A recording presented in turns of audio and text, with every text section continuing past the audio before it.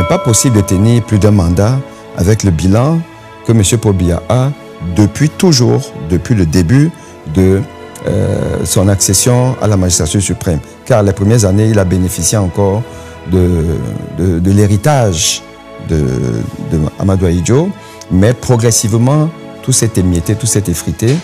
Et avec un bilan comme celui-là, on ne peut pas durer 43 ans. L'essentiel, ce n'est pas de se retrouver 10 000 au meeting d'un candidat. Il faut pouvoir, après, lorsque votre candidat ne va pas être déclaré vainqueur, mais que vous avez tous les éléments pour penser qu'il y a eu fraude. Il faut que cette dynamique des foules se poursuive. Et quand vous avez un opposant qui refuse systématiquement la coalition, parce qu'à la limite, on peut ne pas arriver à une coalition parce que finalement les conditions que propose l'adversaire sont incompatibles, mais au moins on essaye. Mais vous avez des opposants qui systématiquement vous disent qu'eux, ils ne sont pas là-dedans. C'est le SDF. D'autres qui font les malins, mais qui finalement ne sont jamais vraiment dans la dynamique de coalition. C'est le PCN de Kaba Libi.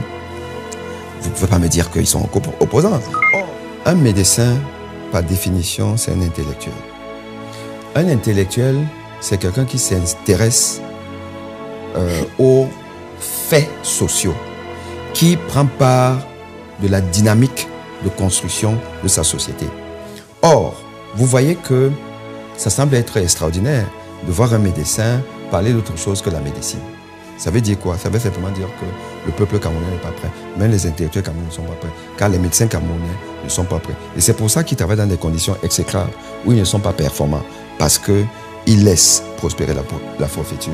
Moi, je ne laisserai pas prospérer la forfaiture. Bonjour, c'est Débrief.